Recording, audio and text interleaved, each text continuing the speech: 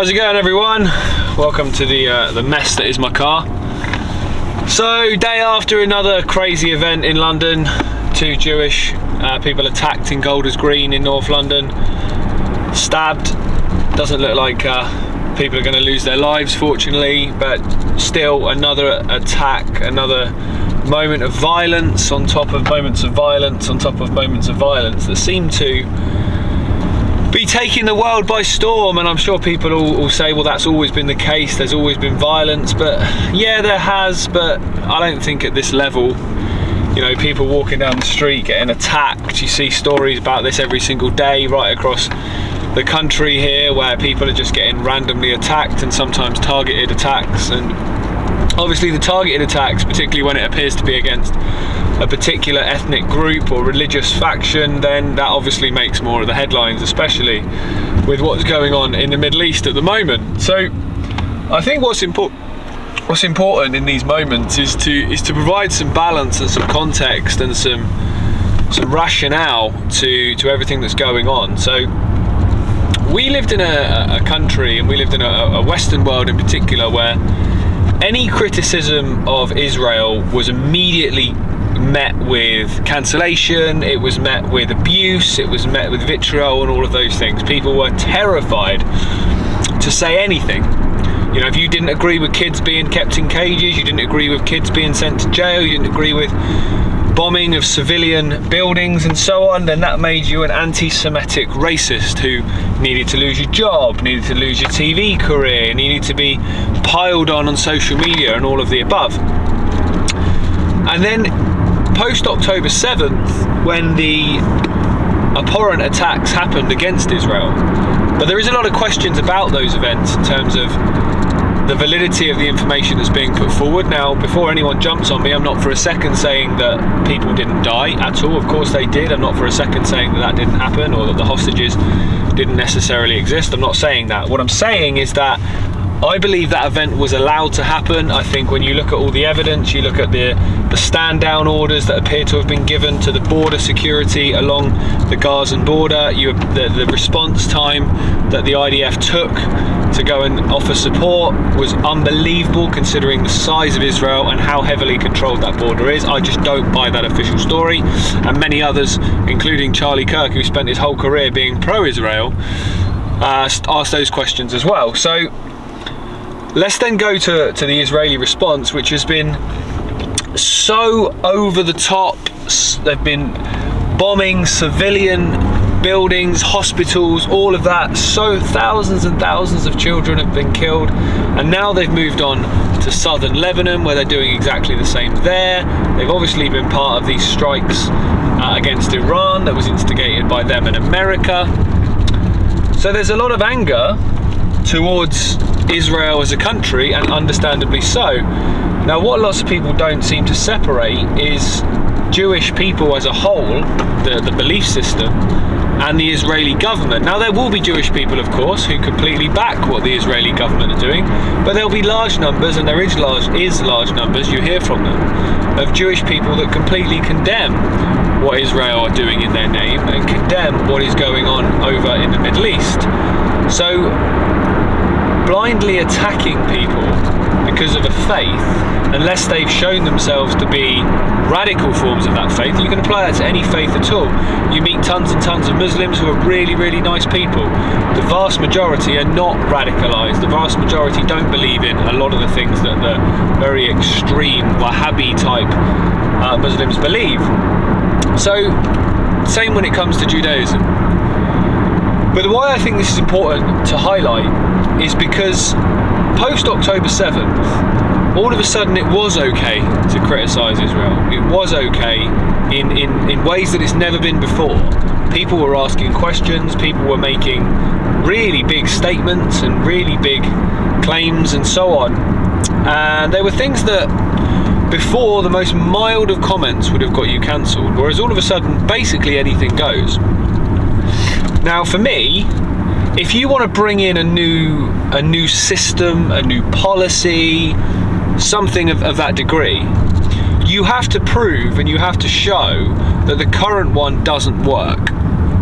You know, if you want to bring in a whole new healthcare system, for example, you have to show, which is obviously what they're doing here in Britain, or wanting to do, you have to show beyond any reasonable doubt that the current one doesn't work, otherwise public opinion is not going to be in favour of changing the status quo. Most people don't like change. In order for the status quo to change and for people to want that, you've got to make something, you know, completely undeniable that it doesn't work. By having essentially a free-for-all where people have gone from you can't say anything to you can say absolutely anything, well, I believe they're going to use that excuse to justify more and more draconian laws and a more and more draconian definition of what anti-Semitism is.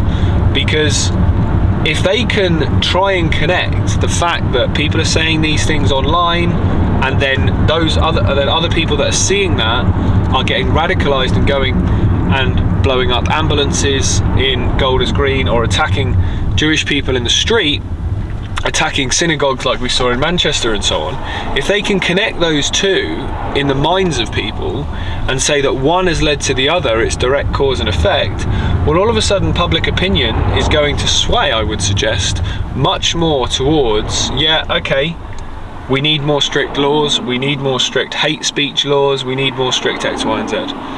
These things don't happen organically, especially when they come from nowhere and all of a sudden they're kind of everywhere. These things become a semi-regular occurrence. I don't think these things are organic. Now, that's not me saying that every single time somebody goes crazy with a gun or a knife or attacks a particular ethnic group just because of the colour of their skin, or a particular racial group, or a particular religious ideology. That's not me saying every single time that happens that this is the cult. Because yes, there is idiots out there, there is lunatics out there, there is people out there that have prejudice because of various reasons, and they do exist. So people, you know, just deciding one day I'm going to go and do this, they do exist, absolutely they do. But I'd say that the majority, the real catalysing, changing events are absolutely organised and absolutely designed to create a certain kind of outcome, because without those events, so many things that they want to bring in can't and don't happen. So this morning, the message of the day really is, it's time for a calm head. It is as difficult as it is, it's time to try as much as we can to remove emotion and instant response and instant responses to events, because we don't know the facts. We don't know anything yet, really. We don't know generally what's going on until you know what's announced afterwards.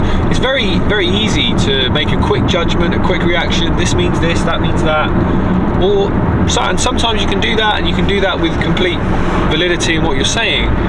But a lot of the time, it's what happens after an event that gives you a huge clue as to why the event happened, who was behind it, who stood to benefit from it. So for me, holding judgment, holding your counsel, as they say, is sometimes just as important, if not more important, than an instant reaction or being the first person to comment. But obviously, you know, we live in this world now where, you know, opinions are like arseholes. Everyone's got one, and everyone tries to get their opinion out, because the internet, in a sense, is for lots of people, it's a ratings rat race. I've got to get my video out first. I've got to get what I think out first before somebody else does. When that's just a race to the bottom, because sometimes you might not have enough information to make a formed opinion. So why bother making one? You're just making one for the sake of making one, to try and get something out there. This instant, I've got to react, I've got to know everything, I've got to have a comment on everything. Well, quite a lot of the time, the instant response or the instant reaction to something, the passage of time goes by, not usually that long even, a few hours, a few days, a week. And what you instantly thought might well be completely wrong in the light of new information that's received. So not always reacting with emotion, and I know that's very difficult when you're seeing videos and images of people being hurt and harmed. I know that's not always easy. It's not always easy when these actions directly affect your lives, whether it be loved ones, whether it be, you know, when you go to your food shop, when you put petrol in your car, all of those things that impact our lives. It's very difficult, I understand, to not react with emotion and anger. But it's that old phrase, what you hate you become. We can't hate these people, we have to just continue to try and expose them and continue to try and ask questions and prove and show that their lies don't stand up to any form of scrutiny. So it's an interesting time to be alive, I think that's for sure. I certainly don't think, we said at the start of the year that 26 was going to be pretty spicy, and we're only here in April, and it's quite a lot's happened already. So, you know, we've still got 8 months of the year to go, and there's so much opportunity for some pretty crazy things to happen, but with those opportunities come opportunities to expose, opportunities to try and unite people, and opportunities to make a real impact in changing the direction of travel that the world is going in, because we really need to. We really need to. And, you know, these people are not going away quietly, and they are getting closer and closer to their end game. But by doing that, they're putting themselves more and more on public display, more and more out in the open. What they're doing is becoming more and more obvious even to people who would have denied this 5 years ago. So with that comes a great opportunity to highlight this to people who before would have just denied it, before would have been oblivious or ignorant to it. And now they're starting to realise what's going on, and then it's actually impacting their lives on a daily basis. So, times of challenge bring times of opportunity, and that's something that we need to cling on to when the times get tough. Well, thank you for listening to my first ramblings of Driving Me Crazy. I really thought about that title, didn't I? And I'm going to do these videos every week, maybe even twice a week, depending what's going on in the world. If there's plenty to be talked about, which there usually is these days. So have a fantastic Thursday, everybody, wherever you are in the world, and I'll speak to you soon.